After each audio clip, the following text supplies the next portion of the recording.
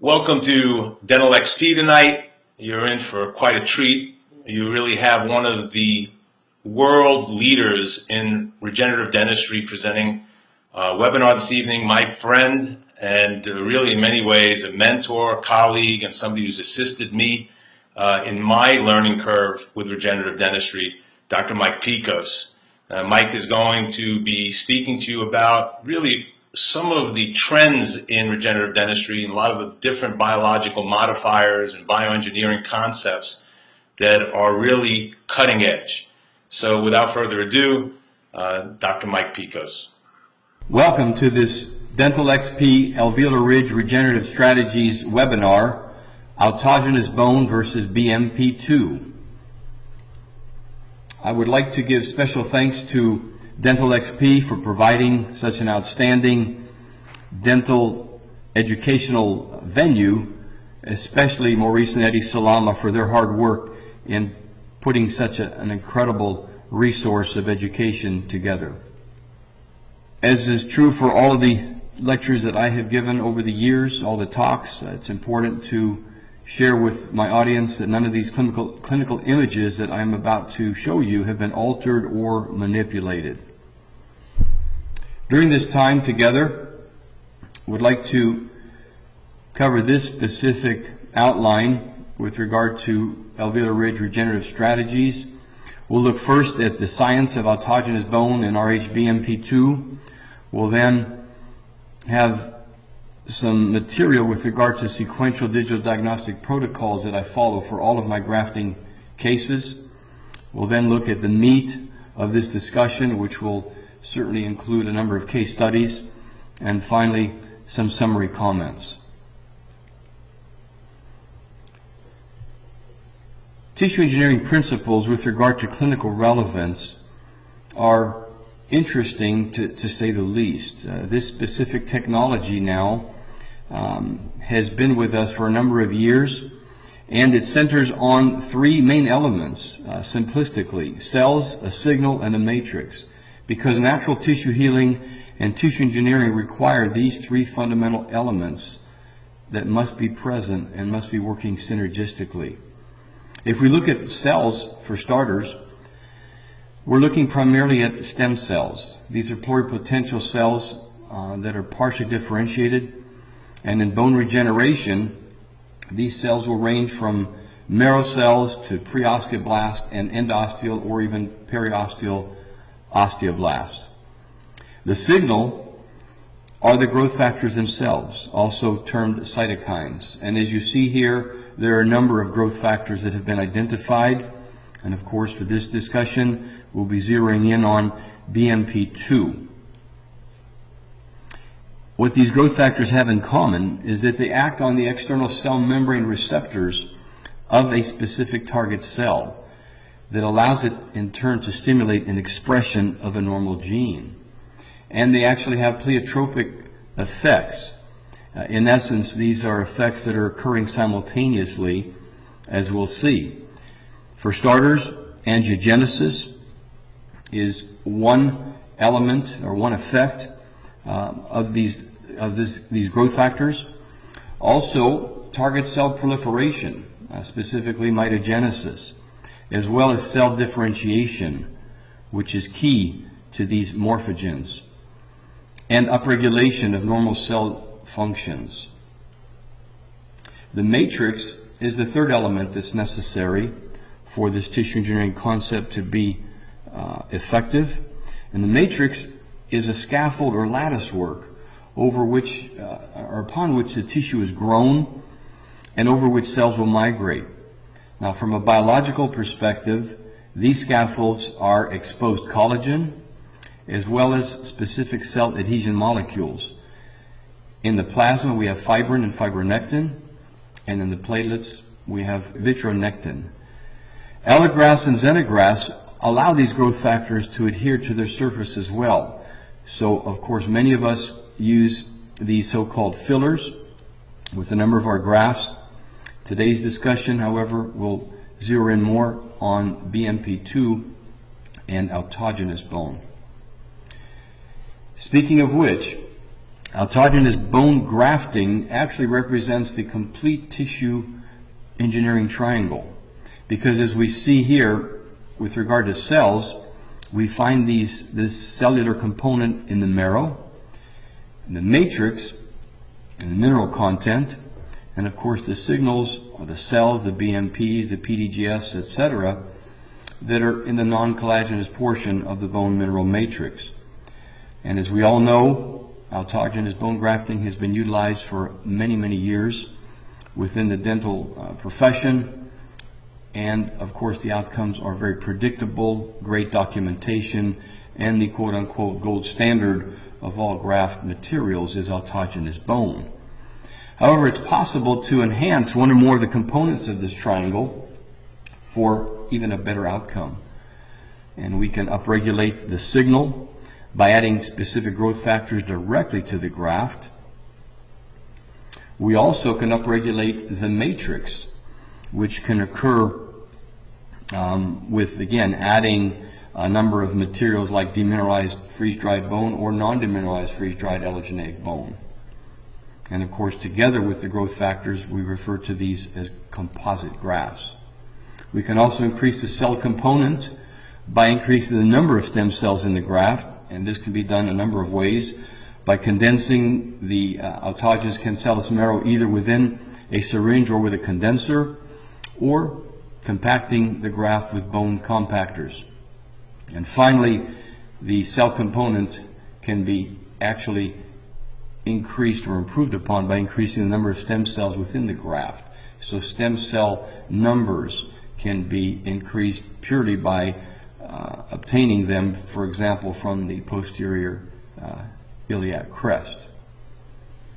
If we look at bone morphogenetic protein, specifically RHBMP2, it's certainly developed in a molecular biology laboratory, and the host cell line is the Chinese hamster ovary, as we see here, and it goes through a series of processes that ultimately results in a lyophilization or freeze drying of this particular protein, and it is then combined with sterile water.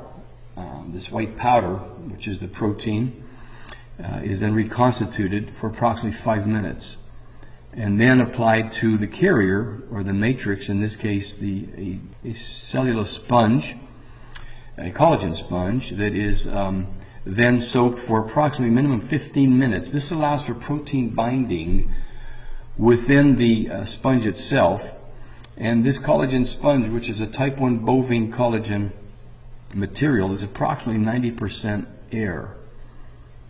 It is again allowed to soak for this minimum time frame, can be used up to approximately 2 hours at a time. And as we're showing here, I typically will combine it with a mineralized allograft. Here I'm showing it being mixed with Mineros in a 50-50 ratio. I found out early in my learning curve, having worked on approximately 135 BMP cases now at 4.5 years, that a 20 to 30% volume mix of a particulate graft with the BMP is not adequate for maintaining overall space dimensions. So as many folks now have gravitated more to the 50-50 mix, this has provided a more stable graft combination and the graft result.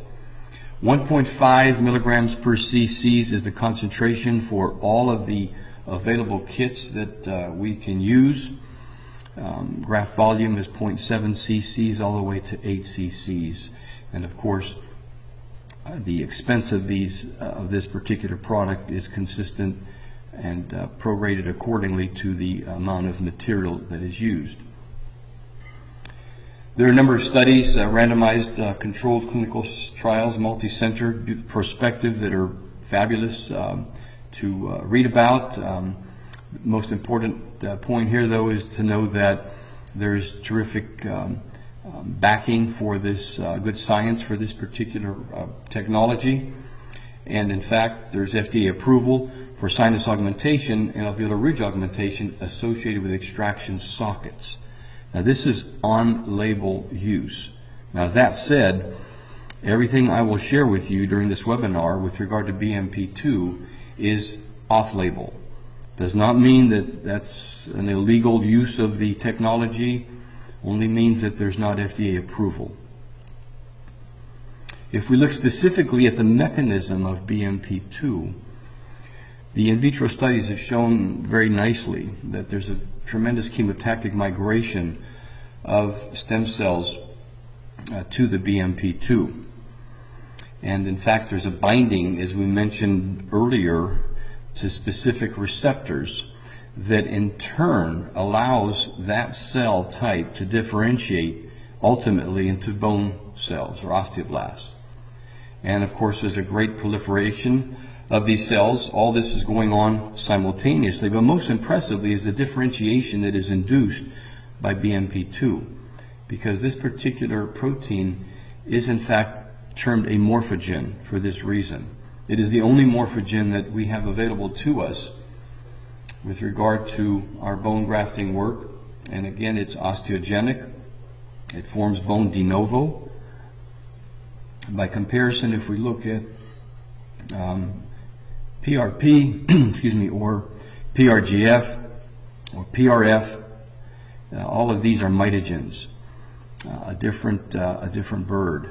So we've got this potent morphogen, which again will form bone de novo, and as a result allows us to utilize this particular product in such a way that we don't need to have autogenous bone for a number of our graft cases. In summary, we can see this mechanism of action shown here, and I want to point out that the maturation and remodeling element of this entire cycle is most important, because as we'll see, and I'll allude to more than a few times during this discussion, is that the bone density of this particular grafting protocol results, or I should say gives us a bone density of approximately D3 to D4 sometimes, but hovering more D3 and sometimes D2, depending on host response and some other factors that we're not quite, I think, familiar with at this point in time. And I've summarized a number of these concepts in an article that I had published earlier this year on tissue engineering and inside dentistry, and you're certainly welcome to look at this article for more of that information. As we look now at a diagnostic workup for these particular grafting cases, and this is true for all of my cases and has been for some 8 years now, in using cone beam CT in a sequential digital diagnostic protocol fashion to evaluate all of my patients with regard to a number of parameters, one of them being assessing the horizontal and vertical dimension of the recipient site itself. And of course, that's what it's all about, is what type of defect are we dealing with? Is it horizontal only? Is it a combination defect, etc.? And we're also able to evaluate potential donor sites if in fact we're looking at harvesting bone, especially ramus buccal shelf block bone, or even symphysis bone. It's great to have these sagittal cuts and appreciate whether we actually have adequate bone volume, not just in cortical thickness, but in bicortical dimension to quote-unquote safely harvest this bone without subjecting our patients to morbidity, specifically fractures, etc. And most importantly, of all the benefits, in my opinion, that this particular technology affords us, is a reduced surgical risk and complication scenario, where we can minimize these potential problems that can occur by understanding three-dimensionally what we're dealing with anatomically before we even touch our patient.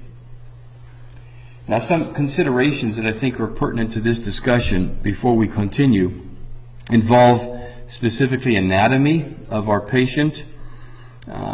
The recipient site needs to be looked at critically, and again, as I've mentioned, this can only be done with cone beam CT. The extent of the defect, of course, must be appreciated up front, and in turn, the donor site for potential bone harvest. Not everyone is a candidate for a bone harvest, specifically ramus buccal shelf, even symphysil, and therefore we may not be able to give our patient the option of block bone, at least from the mandible, depending on their presenting anatomy. Also, the age of a patient is a consideration for these particular grafts. Are we looking at autogenous? Are we looking at BMP2, for example, with some mesh? Well, the age of the patient can dictate many times which way we'll go. The older the patient, in general, the more apt to look at a non-autogenous site, generally speaking. Medical history, same thing. This specifically will deal with patients who have a number of medical concerns that may require a more minimal time for surgery. Therefore, a donor site may not be the best solution based on just medical history alone. So therefore, we may want to minimize our intraoperative time and therefore bypass the option of using autogenous bone. And of course, clinician and patient preference, this will depend on a banter, an interface back and forth, a dialogue between clinician and patient, and showing what options are available and then discussing them in detail so that our patients can better understand the options afforded to them and then make a choice accordingly. And last but not least, the clinician's skill sets and experience play a huge role with regard to which direction to move. Of course, if clinician is not real comfortable, for example, harvesting a ramus buccal shelf block graft and utilizing this particular grafting protocol, then that would not even be an option for a patient. As we look at some clinical cases now, I will be able to share with you a number of advantages and disadvantages of using autogenous bone versus BMP2, depending again on a number of parameters as we'll discuss. As we look at the anterior maxilla, for example, this is a young 18-year-old patient. Catherine presented with congenitally missing maxillary lateral incisors, as you see here, relatively thin gingival biotype and a high smile line. A not great combination for optimal biology, if I might say, and certainly presents or creates a challenge for us, not just functionally but aesthetically as well. But zeroing in on the underlying bone, once again, these sagittal cuts from our cone beam CT allows us to appreciate that the defect is on the buccal, or I should say on the labial or facial, and not the palatal. Seeing that we have this type of defect, of course, there's some options that we can look at. One of them being a guided bone regeneration approach. Another could be autogenous block bone. And we could even look at a third option that would require, or that would entail, the involvement of growth factors with a mesh of different types that could be used as well. For cases like this, I will explain to my patient that we do have the option of autogenous bone that is my personal preference, meaning a ramus buccal shelf block graft, as we'll see, could be used very conveniently, very nicely, with minimal morbidity for a younger patient like this. But the patient would also be given an option of non-autogenous bone approaches. And again, as we work up all of our patients with minimally the software from our 9300 Carestream machine, we also will use third-party software for a number of our cases, as you're seeing here. And as we see intraoperatively, I did in fact use mandibular block bone harvested from the ramus buccal shelf, sectioned into two pieces, and we're able to very nicely harvest this bone in a matter of 10 to 15 minutes maximum, and be able to have our recipient site prepared. As you see, we can fixate our blocks conveniently, and the success rate of these grafts is very high, 90 percentile, as it should be if we're going to use any of these particular grafting protocols. And both myself and others have certainly shown over the years, and in my case some 20 years now of using mandibular block grafts, that the success rate is not just high in terms of, yes, the graft works, but the graft volume is maintained, most importantly, over time. And we've shown that both with horizontal and vertical augmentations. We also like to use a mineralized allograft along with a mitogen, in this case PRGF. The PRGF allows for the graft to be handled very conveniently, applied to the graft site certainly, and allows for upregulation of VEGF, which if nothing else will certainly give us a very nice soft tissue healing effect, an accelerated wound healing of the soft tissue that is important certainly as well. And even using a collagen membrane over this block mineralized allograft complex is in order to increase the actual augmentation above and beyond just the block graft bone volume itself. And using a fibrin clot over everything, as you see here with primary closure, our post-graft evaluation cone beam shows us great adaptation of both sites. And again, using third-party software, this is Simplant. These volumetric renderings allow us to appreciate once again the amount of bone volume increase that we have in the abutment crown complex. The implant abutment crown complex is shown here very nicely to simulate where the ideal location of the implant should be. And of course, on reentry, we are very minimally invasive with our approaches and have been for a number of years, where permucosal screw retrieval is done as you see. Surgical guides can be used for precision implant placement, and these small mini flaps, if you will, approaches to the sites allow us to contour a bone accordingly. And ultimately at a 3-year time frame, we see good papillary fill of our embrasure spaces as we would expect. And certainly from the literature, we're well versed with the point contact to crest of bone concepts, as well as the interproximal heights of bone concepts as well. The literature really shows us nicely from both Dennis Tarnow's work and Team Salama that we can get a very predictable result, even with a thin gingival biotype, with these types of augmentation cases, if they're prosthetically set up appropriately. Let's look at a little different situation. This is Victoria, 17 years old at the time, presents with a congenitally missing right lateral incisor. Here we have a little different twist, because as we're going to see, we have a deficiency not just on the labial, but also on the palatal aspect of this ridge. Now, we have some options here. If we look at this patient intraoperatively, this particular site, once again, we can appreciate the volume deficit on the facial, on the palatal, and we can certainly block graft both sites with transcortical screw fixation. We can also use a guided bone regeneration approach, or we can use a tie mesh with some particulate graft, potentially growth factor combination, which is in fact what I chose to do.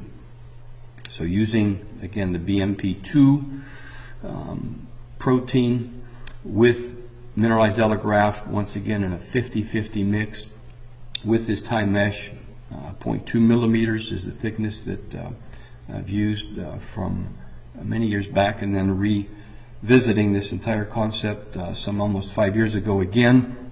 A number of articles in the literature over time, certainly with Phil Boyne from the 90s. One big negative of using BMP2 is edema. And in the aesthetic zone especially, it can be problematic for some patients. I think it's most important that we explain to our patients in advance that 7 to even 10 days there can be significant swelling, 2+ edema, and therefore to be aware of this and act accordingly in terms of their planning, meaning staying home out of the public's eye. This edema is more of an osmolarity effect scenario, meaning it's refractory to any steroid use. It will not be effective in terms of using, again, a Medrol dose pack, NSAIDs, etc. So it's more of a waiting game than anything else. And 7 months is the time frame I typically wait for reentries on my BMP2 cases. As you see here, the negative here, disadvantage of using just titanium mesh in general, whether it's with BMP2 or not, is a reentry must be accomplished to remove the mesh, and of course soft tissue volume can decrease as well. but we see a very stable and predictable result, as you can see clinically and radiographically. We have an augmentation of some 8 millimeters. This is very predictable, as I have found, for these types of horizontal augmentations. And again, the 3D volumetric rendering allowing us in profile to appreciate where the mesh is and where the augmentation is as well. Our implant is placed, and a 1.5-year follow-up. This is post-prosthetic loading, as you see here, and the cortical plates are intact quite well.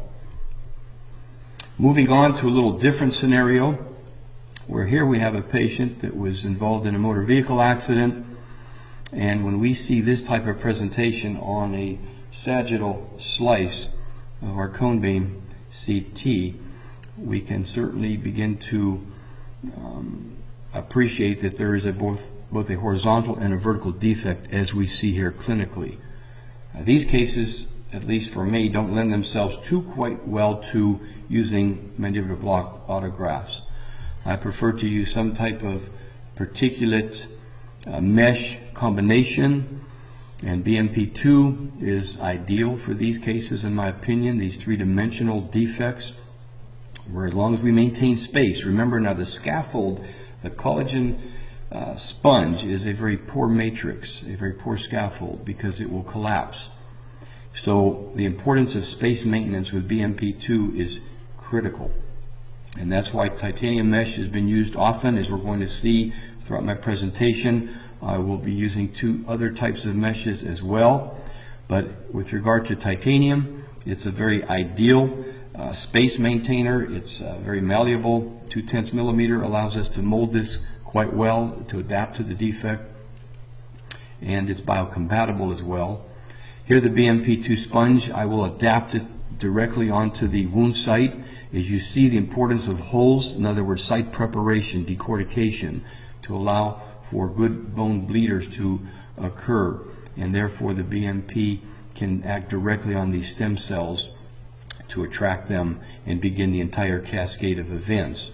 After applying the sponge both on the facial and on the palatal aspect of the defect, as you see here, I'm also then mixing it with the sponge, the sponge along with the mineralized allograft in that 50-50 combination, and then mesh overlay, as you see.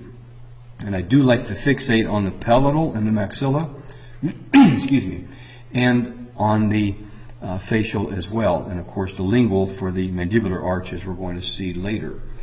In this particular case, this tooth needed to be removed, and at 3 months' time, this is what we did, using a small connective tissue graft and some mineralized allograft mineros to allow for a combination of hard and soft tissue augmentation to make sure that we increase our tissue volume as well. And once again, at 7 months, we see the result from our CBCT sagittal slice. Unfortunately, mesh exposure can occur, and from the literature we know that it occurs anywhere from as small as actually 0%, that one of our Italian colleagues reported on, all the way to 51% that Patrick Lewis reported on. Von Arx in '96 reported a 50% exposure rate, and Prusoft and Lozada 57%. But with Patrick Lewis's large case series, 44 patients, 45 sites, the average augmentation, or mean augmentation, was 13.7 millimeters, although there were a number of exposures. Again, 50% exposures. The good news, only 1 graft failure. So therefore, porous titanium mesh, quote unquote, tolerates exposure very well and gives predictable results, which is what we know. And one of the negatives of, again, using Time mesh is the exposure that can occur. If it occurs after approximately a 2-week time frame, one can be cautious and not be so concerned. As we go back here and see this particular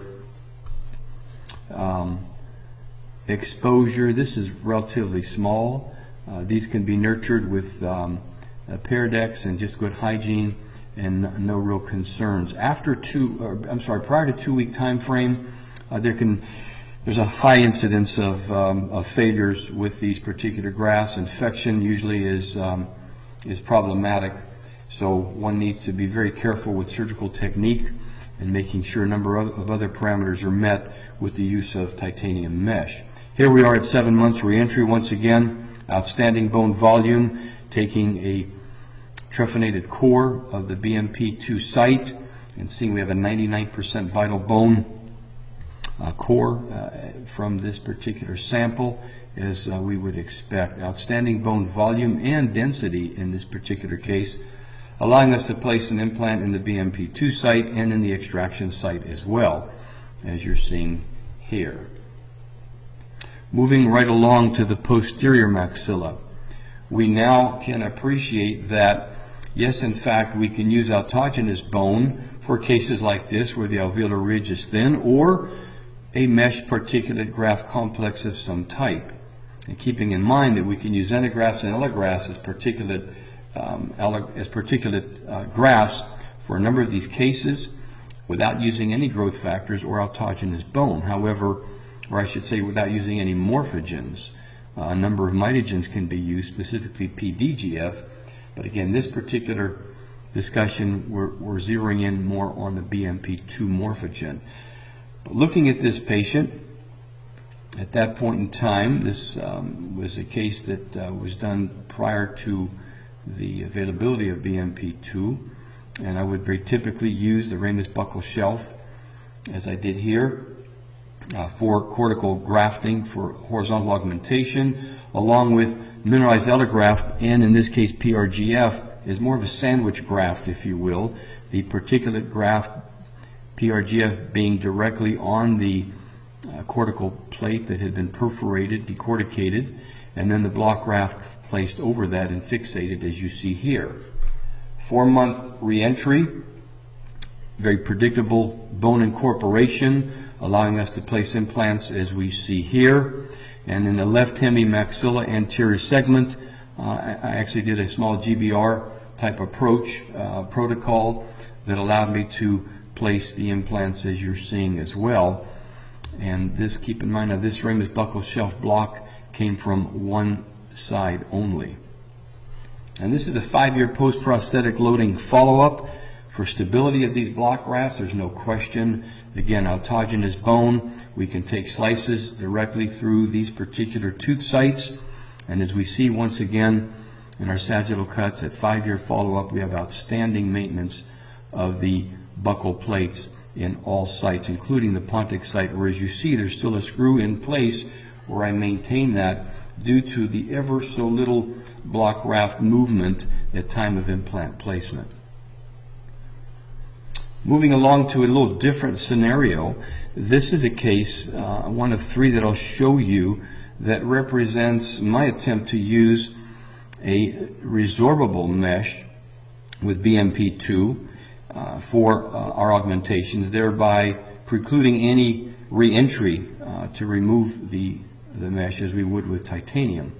Here we have a number 5 and 6 site that have some deficiencies, as you see here, and we're able to do our typical site preparation, but here we're using a little different technology where these poly-D-L lactic acid pins can be welded directly into the marrow of the recipient site, and using the mesh, which is a resorbable mesh that will hydrolyze in approximately 6 months.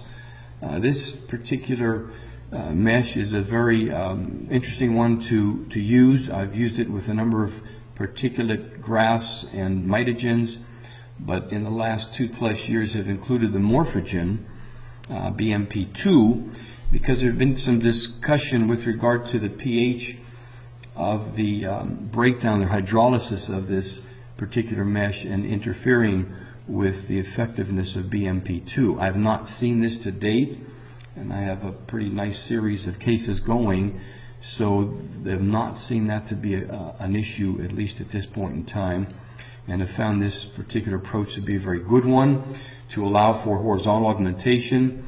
As Gerhard Edelhout has shown nicely in the literature and with his own cases over the years, using this craniofacial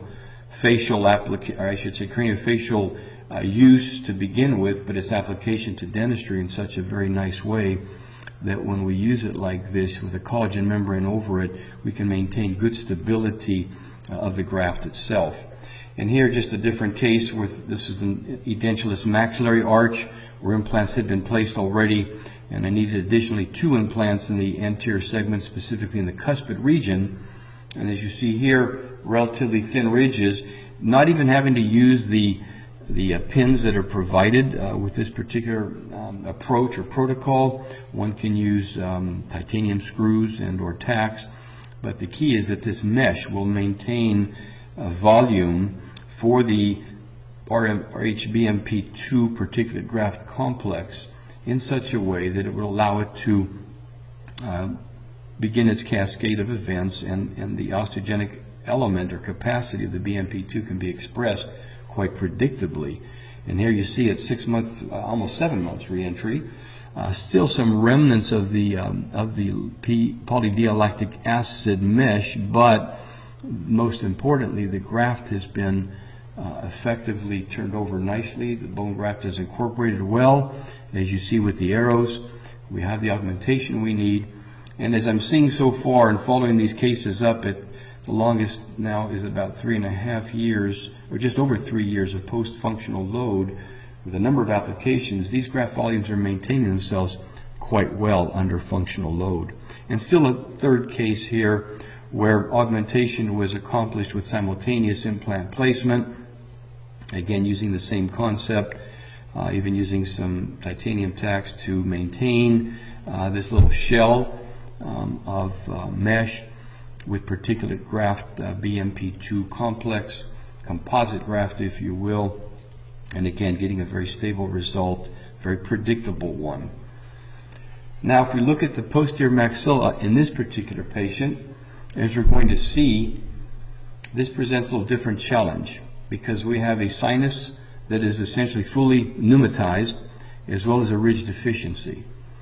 These combination cases lend themselves well to simultaneously grafting both the sinus and using one of several approaches for ridge augmentation.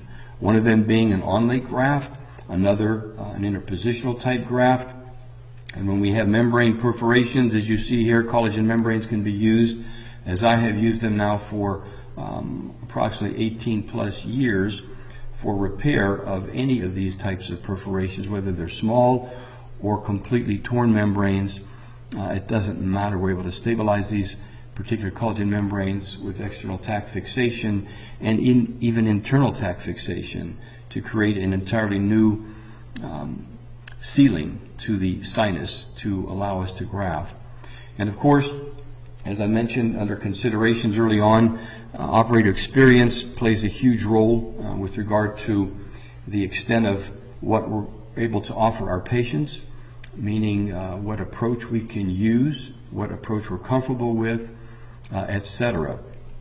And in this particular instance, I chose to not just sinus graft, but also ridge aug using an interpositional type approach, whereas you're seeing here, we're able to very carefully and meticulously separate this ridge with a combination of horizontal and vertical osteotomies created by both the piezo surgical approach and fine osteotomes, and using an interpositional bone graft approach with BMP2 and mineralized allograft, and in this case, a high density porous polyethylene membrane that doesn't quote unquote need to be removed, but it is non-resorbable. So this puts us into a little bit different category of using meshes, titanium mesh being a mesh that needs to be removed and of course is non-resorbable. This is non-resorbable but doesn't necessarily have to be removed. As we see here in this article in the Journal of Craniofacial Surgery, a very nice study, a rabbit study done showing the particular application of this type of mesh for bone growth, bone augmentation. Now that said, I have personally experienced some complications from using this particular membrane, this mesh, and others have reported on this more recently. So it's one that needs to be used with caution. Here we see, again, cross-sectional slices of the entire ridge augmentation, starting anteriorly and and finishing in the sinus grafted site in the most distal region in the E site. And we can see good graft incorporation, taking a core at the most distal site, and once again examining, evaluating this histologically. We see nuclei within all these cells, and hence these osteocytes are alive and well, or at least were prior to this core biopsy. So no question that we get good graft turnover, and therefore we're able to place our implants, as you see here, in a very predictable mode. And using resonance frequency technology, the ISQ numbers are very adequate for bones, or I should say implant stabilization, mechanical stabilization at this point within this type of bone density, and we're able to obtain good implant placement in a non-submerged mode, as you're seeing with these healing abutments. Moving along to full arch reconstruction cases, these are ones that will typically be addressed with iliac crest bone grafts, for example, tibial grafts. This patient had been some 40 years without a full upper denture, opposing lower fixed, as you see, teeth, existing dentition, which one would assume that the upper arch would have way more atrophy than we're seeing. At any rate, surprisingly, the vertical dimension not affected so much. This was more of a horizontal augmentation with a slight vertical component. As we see with these volumetric renderings, once again with Simplant, we can appreciate the extent of this defect. And using a concept that Al Mattia and I coined some years back, digitally guided bone augmentation, that we published on in this particular book chapter, we will take and literally via computer, of course, we can augment the site. In other words, a virtual bone graft, as you see with the post-DGBA model, which then allows us to preform our mesh and save some intraoperative time. This can all be done now with computer alone, and even the mesh fabrication doesn't need to be done by hand. Here we're exposing the ridge and, again, preparing it. Sinus grafts had already been done. This was a staged approach. And in this particular instance, I chose to go to the tibia for autogenous bone harvest. This is an outstanding source for marrow, and a number of publications, as you see here, have been have existed rather in the literature. This is a very great source of marrow. We can obtain more marrow from one tibia than an anterior iliac crest, mixing it with a xenograft and mitogen, in this case PRGF, for good handling and soft tissue effects. We're able to secure our mesh in a very nice way, and of course obtain soft tissue closure without tension. Very critical for all of our bone grafts, whether they're mesh particulate, composite, autogenous blocks, etc. These particular concepts must not be violated. These different surgical approaches must be consistent. Now that said, once again with mesh, at 4 months we're seeing a little bit of some exposure, and at 7 months, lo and behold, one would be, I think, appalled to look at this, and I will tell you at 6 months this mesh was not much different than the 4-month follow-up, but unfortunately this patient was seen by a young associate of my of a group that I normally deal with, the senior individual who was out of town at the time, and at any rate a liner was used in such a way that it hardened rather quickly and literally abraded the entire mesh. Well, without getting into a lot of detail for purposes of this discussion, I can only tell you that I was able to obtain, well, let me back up. I was fortunate through our cone beam CT evaluation to know that we had adequate bone under even that exposure, which was good news. Of course, the bad news was, how do I get primary closure over that exposed mesh? Well, I did. And 4 months later, we're able to, I should say at the 7-month mark, I was able to remove that mesh easily, of course, and place my implants in a submerged mode. And then finally, at 4 months time frame, of course, obliterating the vestibule, had to revisit using, in this case, a cellular dermis matrix, or Eloderm, and a vestibuloplasty application.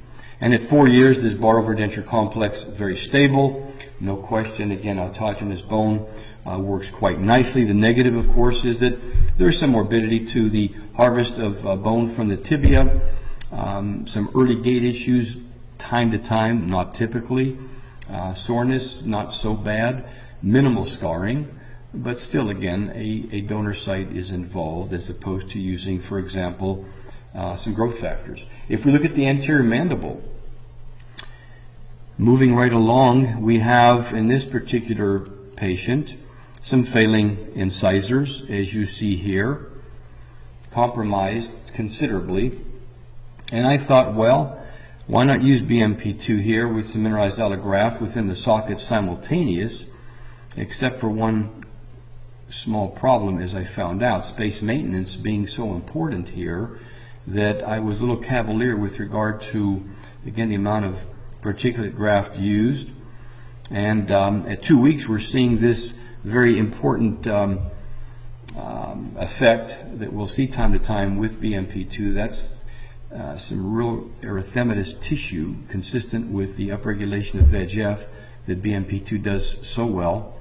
However, at 2 months and even at 7 months, we're seeing a narrowing of this ridge, and not very good to be looking at this point in time. And I knew radiographically that there would be some issues with regard to alveolar width, so I elected to still place the implants, as you see here, 3/0 diameter, but now had to regraft. And of course, this regraft is one that is not going to be charged to the patient. So the learning curve can be expensive as well, but at any rate, the particulate graft BMP complex with the member mesh is used here. This again, this particular porous polyethylene, very dense material is used, and at 3 months, it looks almost like there's a neoplasm. The effect of this particular graft combination done with appropriate space maintenance is a very dramatic one, as you see. And in fact, this patient actually complained. He goes, "Doc, what's this bump, this ridge that I feel with my tongue?" Well, I explained to him that he grew quite a bit of bone, both facially and lingually. Very predictable when we maintain space with this particular morphogen. And here you see the before and the after of all 3 incisor sites. Our last series of cases, which there will be 3, we'll look at the posterior mandible and the advantages of autogenous bone versus BMP2 mesh. Here we have a horizontal deficiency for this particular patient in the bicuspid molar region, right side, as is evidenced by the sequential digital diagnostic workup. And most importantly, we're able to evaluate the donor site. I can't stress this enough, the importance of looking at the ramus buccal shelf area if in fact one wants to harvest bone from this site. It's not such a great idea to just assume that this transcortical distance will be adequate, let alone the actual cortical bone volume of that buccal plate. There are patients where this particular dimension is minimal, under 10 millimeters, hovering at 6 to 7 at times, and therefore would preclude any bone graft harvest with regard to potential morbidity of course, a fracture. Here we can safely harvest a ramus buccal shelf block graft, as you're seeing, and I term this more or less a sliding block graft because it's very convenient to harvest it, and of course being able to move it anteriorly in such a way.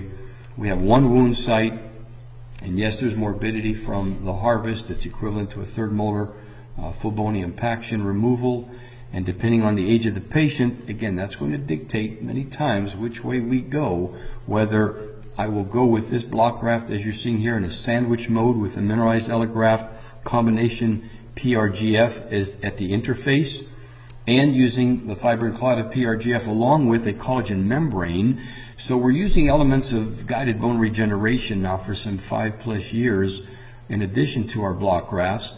And as you're seeing here at the 5-month mark, our sagittal slices through the 29, 30, and 31 sites, we have outstanding bone volume, great incorporation, and intraoperatively very impressive, because what I'm showing you here with the pickups on the right image is some remnants of the collagen membrane that you see on the left side before it was secured, and therefore it certainly did its job by maintaining the particulate sandwich element between the block and the recipient bone, as you see from the left image to the right image. At 5 months, very predictable, very predictable. So an advantage of autogenous bone is a 5-month reentry versus the 7 months of BMP2. So from a time perspective, that's an advantage of autogenous bone. And here, using a guided approach, we're able to place our implants in a very precision mode, and again testing them into this D2, almost D1, really quality bone. And that's another advantage of autogenous block bone, is we're certainly going to have a great bone density early on, as opposed to a BMP2 bone at 7 months will be less dense and will take time and will increase in density upon functional load, as we know from triplet study and others, especially the sinus augmentation study, that indicated and showed very nicely upon follow-up at 6 months post prosthetic loading of the sinus grafted cases, the increased bone density actually surpassed that of the autogenous group. And here we see this patient completed prosthetically.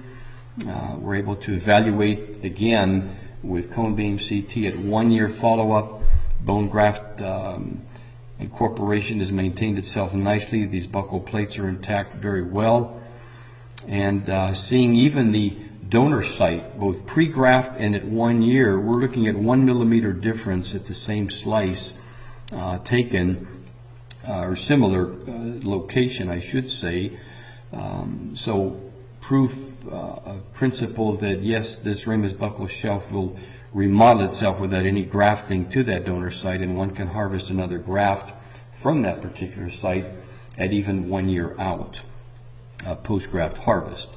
So once again, an advantage of autogenous bone is the increased density and the fact that we are able to very predictably get these results in the high 90 percentile. Very good documentation by many, many individuals. Now let's just look at a different approach to the same problem. Here we have an edentulous left posterior mandible. The deficiency is in the horizontal dimension only, as I just showed you. However, what we'll look at doing is, and by the way, the donor site is evaluated, as always, and the patient can be given the option of which direction to go, an autogenous block graft, as I just showed you, or perhaps a mesh particulate growth factor approach. Well, due to the fact that this patient was in his 70s, a gentleman in his 70s, had some related medical issues as well, was felt mutually that it would be best not to really consider the option of autogenous block bone harvesting, and instead to use the mesh growth factor combination approach. And this is one that, again, I've done numerous times over the last almost 5 years with this particular protocol. And it's evolved over time, as has anything that we do. We keep making things ideally better. And fixation of this particular mesh will typically be done on the facial. These are self-threading, I should say self-tapping screws that are really nice to work with. We'll then load up our graft complex, as you see here, the BMP2 with Mineros and PRGF combination, and the mesh is then secured in place on the lingual. I do like to secure the lingual aspect of all of my mesh cases, be they titanium mesh or the polyethylene, dense polyethylene porous mesh, or even the PDL or poly-DL lactic acid, the resorbable mesh. Same thing. They should be secured, I feel, on both facial and palatal aspects. So as you see here, we're able to get primary closure. A little bit of movement on this particular cone beam. As you can see, a little bit of blurring, but these are all between 9 and 10 millimeters of overall facial lingual or buccal lingual dimensions, indicating that we've gotten some great graft volume increase at 7 months. And on reentry, this is what we typically will see, a quote-unquote pseudoperiosteum that Phil Boyne coined many years ago. This is a kind of a fibrous tissue that I typically will leave in place, as you see here. And implants are placed. These are 4.6 millimeter diameter root forms with great bone volume, both facially and lingually, to allow for good long-term functional use without any worries of bone loss per se. And again, good primary closure. We'll need to be doing some attached, or I should say some soft tissue grafting for increased attached tissues in time. But certainly a very predictable re-entry, as we have seen time after time with this approach. Our last case, I will just show you and share with you that for vertical grafts in the posterior mandible, we can certainly look at block grafts as well. If we're looking at approximately 3 to 4 millimeters of augmentation, we can use a ramus buccal shelf block, as you see here. Another millimeter or so, we can use a particulate sandwich graft between the cortical block and the underlying recipient bone, or we can go with a mesh graft approach as well. Here, this is a 5-month follow-up with a ramus buccal shelf sliding block graft once again, taking a core, trephinating the distal screw, and being able to appreciate the amount of bone that forms even with these small screws during that time frame. And here's a 5-year follow-up with this particular case. Vertical augmentation, great graft stability, and this is what we see typically with horizontal and vertical augmentations utilizing mandibular block grafts.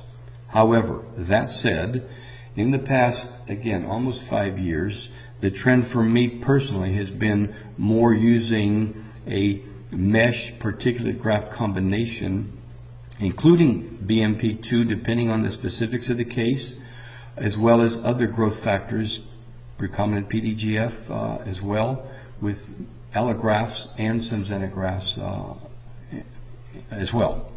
So that said, let's summarize some of the important elements of both autogenous bone as well as BMP2 for the cases that I've shown you, specifically alveolar ridge augmentation. Advantages of autogenous bone. Well, number one, the cost is certainly less than BMP2 because, of course, the patient's bone costs us nothing. There's decreased healing time, approximately 4 months on average. Occasionally it can be a little bit more time, but not 7 months that I typically would wait for BMP2. And as well, the bone density early on and throughout the entire healing post that 4-month time frame is of a D2 quality bone, at times D1, especially using mandibular block grafts. Even with our marrow on reentries at a shorter time frame, we are typically getting a very good D2 quality bone. Also, what I'll consider quote-unquote normal edema will occur with autogenous bone grafts, meaning we don't see the excessive edema that we will see many times with BMP. And last but not least, the quote-unquote gold standard of autogenous bone, as it's referenced, it's well documented in the literature, a number of clinicians and great studies over the years using this type of bone for a number of grafting procedures. Disadvantages, of course, increased surgical time. If we're looking at a donor site, which we certainly need to be to have for these particular cases, then that's going to increase time of our particular case. Limited volume of bone is also a disadvantage. Depending on, again, where we're harvesting this bone, we will typically have a limitation, and donor morbidity is associated, of course, with any graft harvest, as one would expect. Looking at BMP2, in contrast, advantages, decreased surgical time. So if in fact the medical history and or age of the patient lends itself to less time in and out in a more quicker fashion, less morbidity, therefore we can look at the BMP2 approach, and as I mentioned, no donor site, therefore less morbidity, generally speaking, and no material limitation. Of course, we have to consider the cost element, but there's really an unlimited supply, technically speaking. Disadvantages, of course, increased cost, as would be the converse of what we just talked about. And finally, in addition, increased healing time, a 7-month reentry versus a typical 4 or so month reentry with autogenous bone, and therefore accompanying this increased healing time is a decreased bone density, at least early on, as we've mentioned, because D3 quality bone is not uncommon even at 7 months, depending on the graft size, the graft defect, and the amount of graft material that's going to be used for the case itself. And finally, last but not least, the edema issue is a disadvantage and must be once again explained to our patients very carefully. It is dose dependent. The greater the amount of BMP that's used, the more swelling that one can expect for sure. So in wrapping things up, I shared with you this particular slide on considerations early on. And once again, just to recap, the anatomy of the patient, how they present in terms of recipient site, specifically the defect. The nature of that defect is going to dictate which route we're going to go, be it autogenous bone versus BMP2. The donor site, again, if we don't even have adequate volume in the ramus, buccal shelf, or even symphysis, then that isn't even an option. Age of the patient, medical history, as we discussed, are factors. The clinician-patient preference, again, as we talked about. And last but not least, the clinician's skill sets and experience with these different surgical protocols. One must be very comfortable with using different approaches and different protocols for bone grafting in order to give our patients a good variety of options that can be used for their particular case. And that said, I would like to give again special thanks to the Dental XP team for allowing this webinar to take place, and most importantly, for creating such an outstanding venue for continuing dental education that is appreciated globally. And of course, would like to thank my family for the time that they have given me to prepare for this webinar and the many other things that I do professionally. Thank you very much.